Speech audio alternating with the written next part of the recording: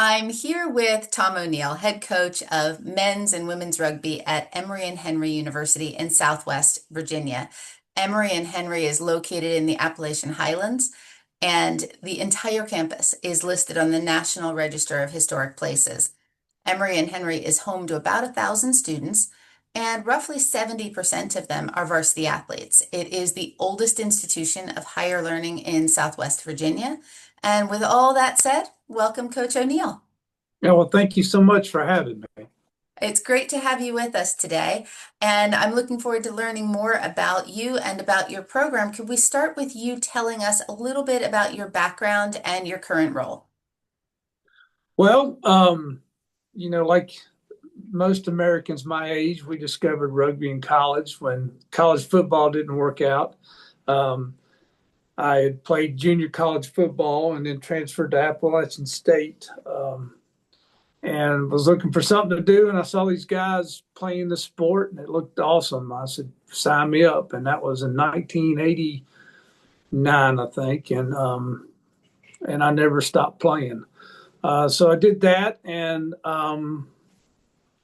continued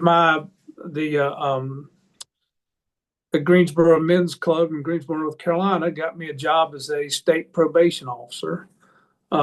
So my wife and I moved down there, and I played for them for 8 years, and then I became a federal probation officer. So that's why I tell all my players, when you start rugby, you've just joined the biggest fraternity in the world. And because of rugby, I became a United States probation officer. We're from close to this area, so we moved back here in 2000. Continued to play. Then 2014, ran into some Emory and Henry guys that were looking to start a club.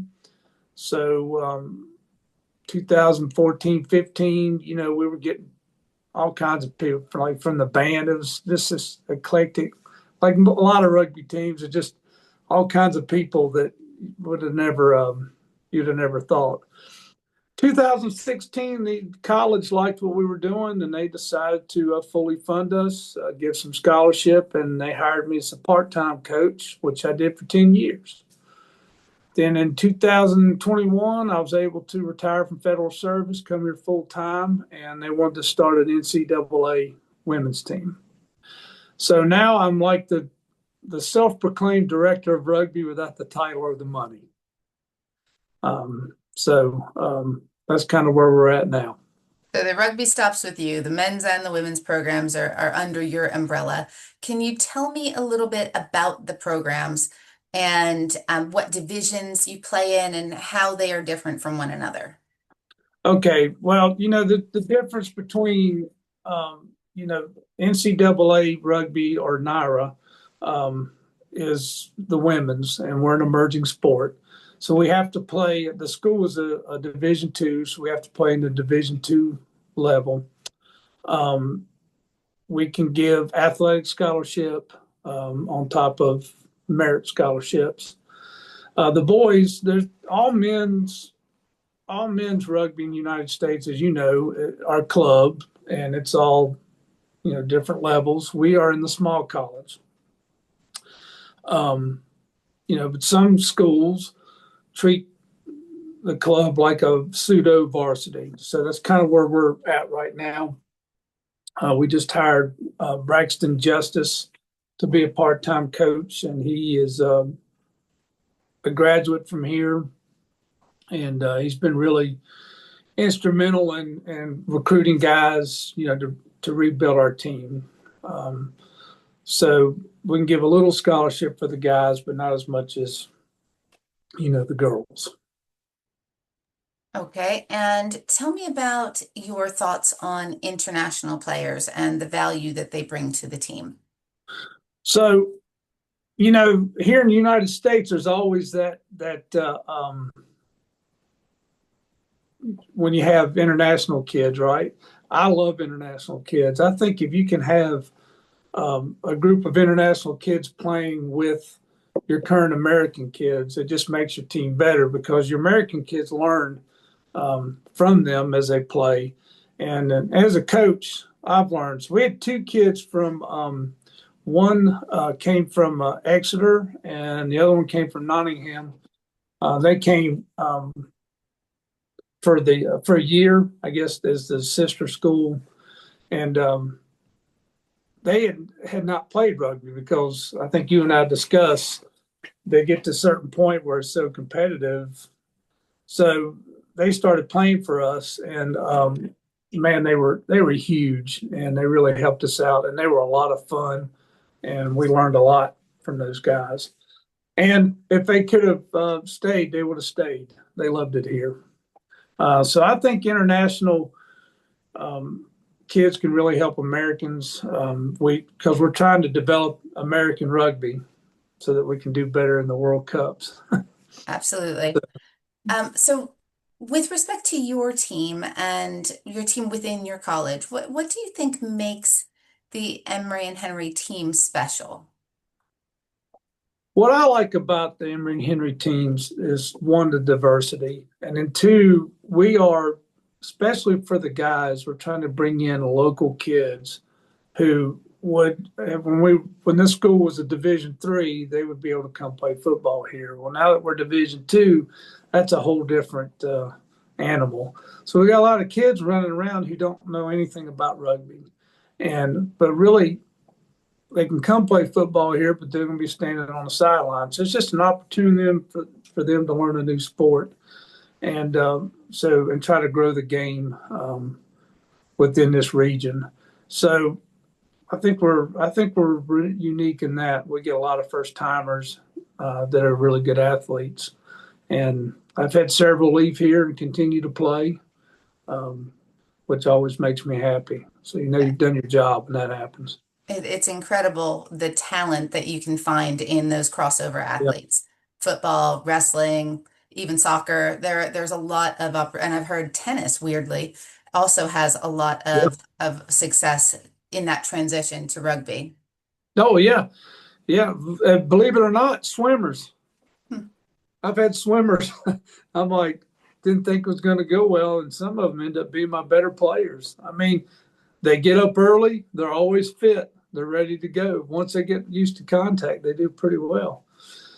I tell you another thing that makes our program unique about Emory and Henry, and I don't know how other colleges are, but we have our own space. We have our own field. We have, real goalposts, the whole nine. We have our own pitch, and a lot of schools have to struggle with trying to get field, pitch space, and we don't have that problem here. So the college has done a good job, supporting us and trying to make us grow.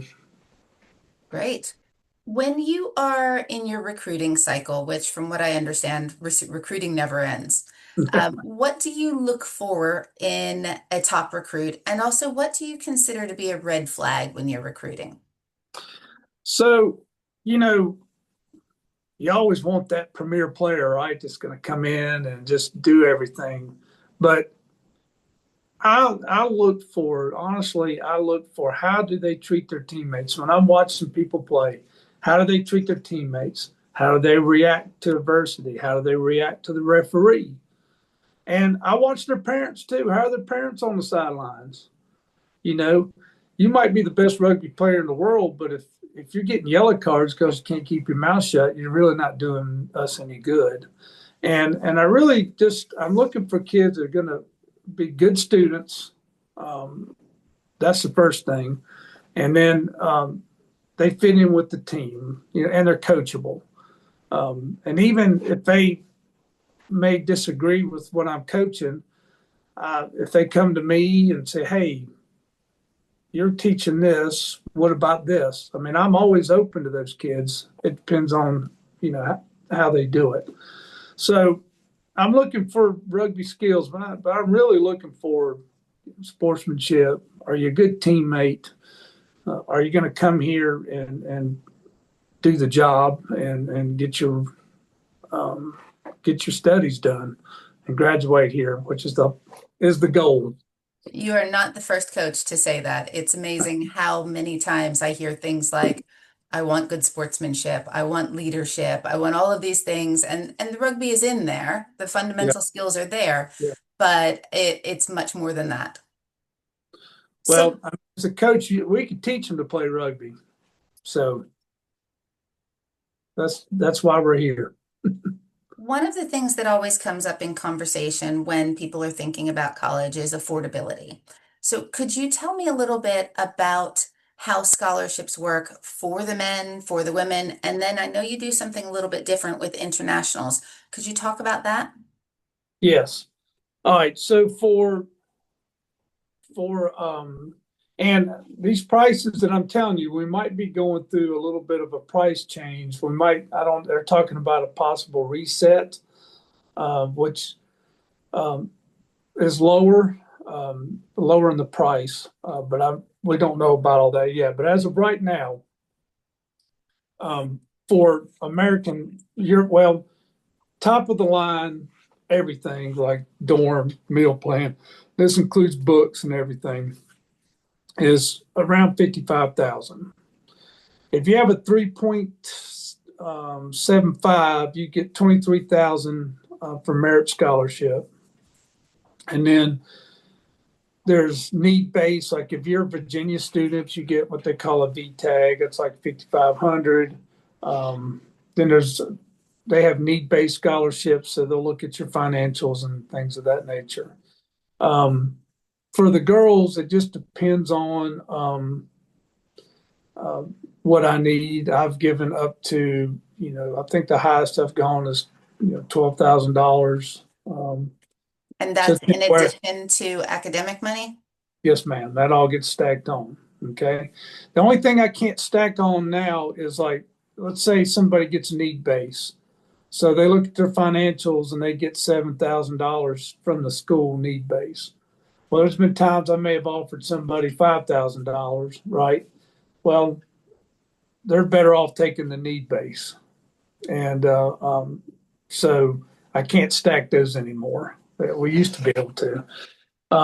So typically, my goal is if I can get someone down below 20 for a small private school, then I feel pretty good about that. For internationals, they have a price. I think it's 24,700, and that includes everything. Now we can't stack scholarships or anything on that. That's the price, and that might change some next year too. So I'm not exactly sure. For the guys now, I can give about anywhere from 1,000 to 1,500. Right now, if we're successful, I'm hoping that'll grow. Now I can stack that So you're talking on, about the domestics again.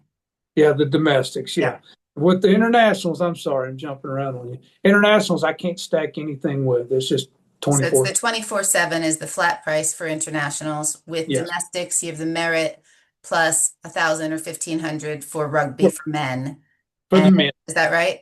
Yeah, and I can now if they get need base, if they get like if they, I can stack the men's on with everything. Okay. I just can't do the girls because it's a lot more money. So if that makes sense. Sure. No, that's really helpful. There's so much that goes into it, and every school is different. So it's really helpful to hear how that breaks down at Emory and Henry. Yeah, Let's look to the future for a minute. What are your goals for this season and the future?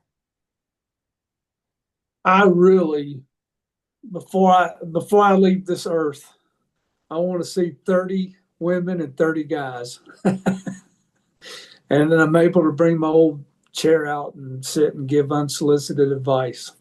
That's what I want.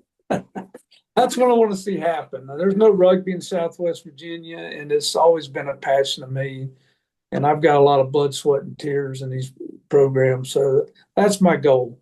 And I'd like to see the guys build up to where we get out of the small college and into the Division II range. When you say small college, you're talking about the NCR Division III, is that right? That's correct. Yes, ma'am. Yeah, I think they did change it to just say Division III. Yeah.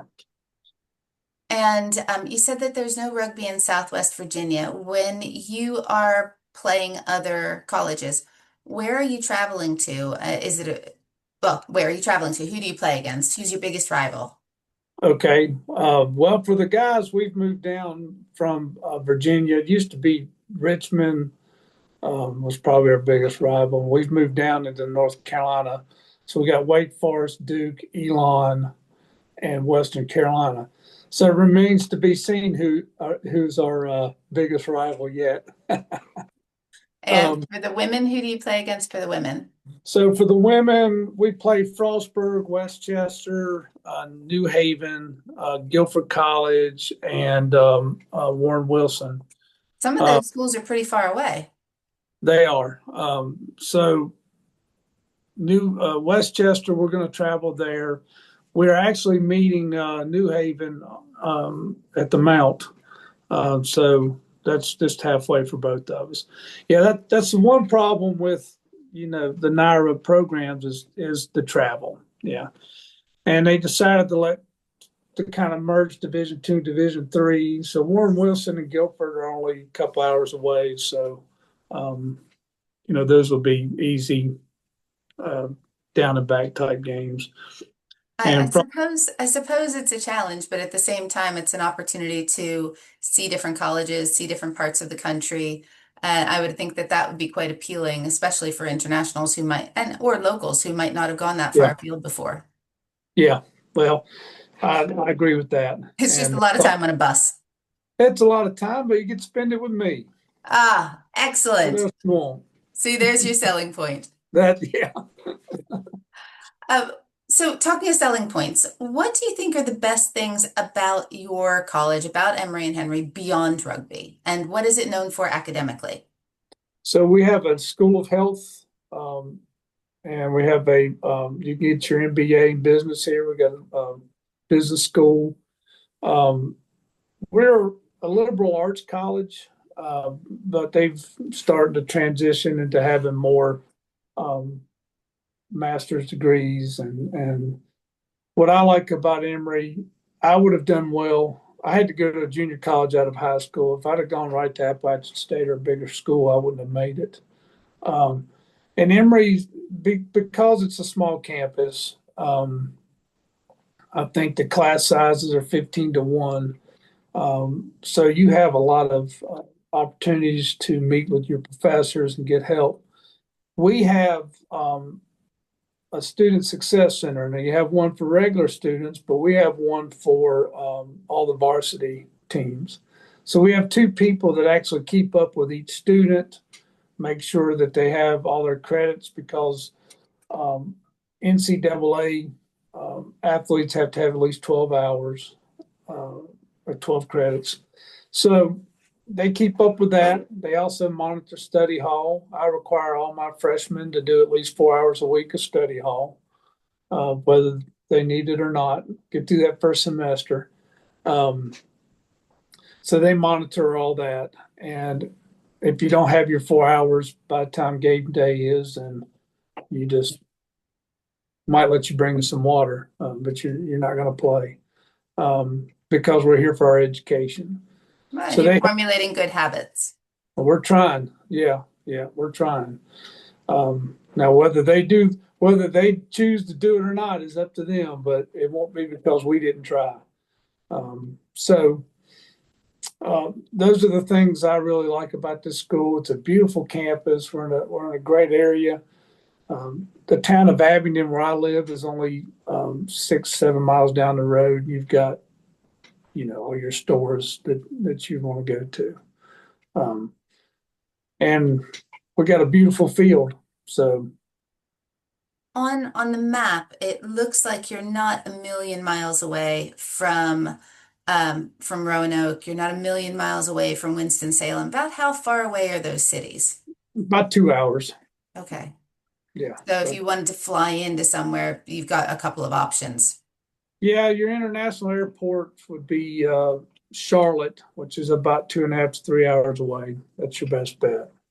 And you're But really close to the North Carolina border, aren't you? yes, ma'am. We're right there, North Carolina, Tennessee. Which must mean that the winters aren't terribly bad. It depends. Sometimes we have pretty mild winters, and then it just depends. It's like you've got the Clinch Mountain Range on one side and Appalachian Range on the other side. And if they come right up that that interstate corridor, then we'll get hammered. Or but normally they go either side. So You must uh, be coming up on the leaves changing, and it must be just absolutely majestic. it's getting there. It hadn't quite started yet, but you're starting to feel the change. The morning runs are getting a little colder and a lot more. So, for students who are maybe already at Emory and Henry and they're thinking, "Well, maybe I should try this rugby thing," or those who are still in high school or overseas, are you open to walk-ons? Do you have to have past experience? Or or well, how does it work? So if you are already on campus, and of course, if you're a young lady and you want to join the women's team, it's a little bit harder, just because do you got to get in the you got to register the NCAA, you got to get sickle cell, you got to get physicals and all that stuff. For the guys, it's a little easier.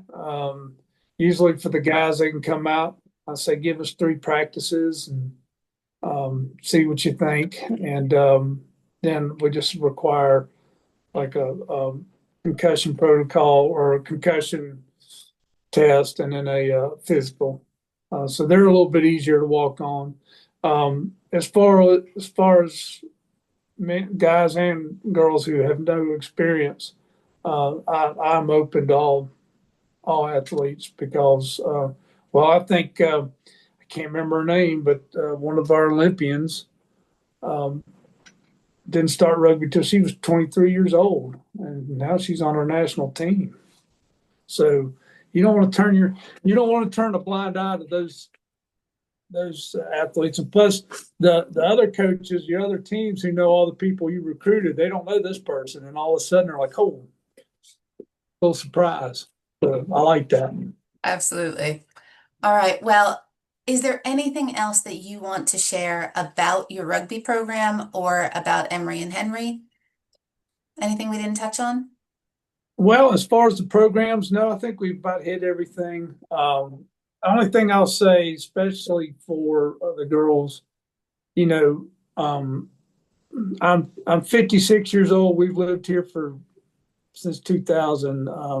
I'm not going anywhere, so I know there's some concerns about picking a college and a coach, and then you go up and that coach is taking a better job. And my wife will not leave this area, so So you're not leaving either. I'm not leaving either. And so there's that stability right there. And then we really tried to be like a family. We try to take these kids in like they're ours. And so an international person far away from home, they won't be lonely. We take care of our people. That's great. Well, thank you for speaking with me today. Good luck this season, and I can't wait to watch the program grow and flourish in the years to come. Well, we'll keep trying. I'm really hoping it does too. Thank you. You bet.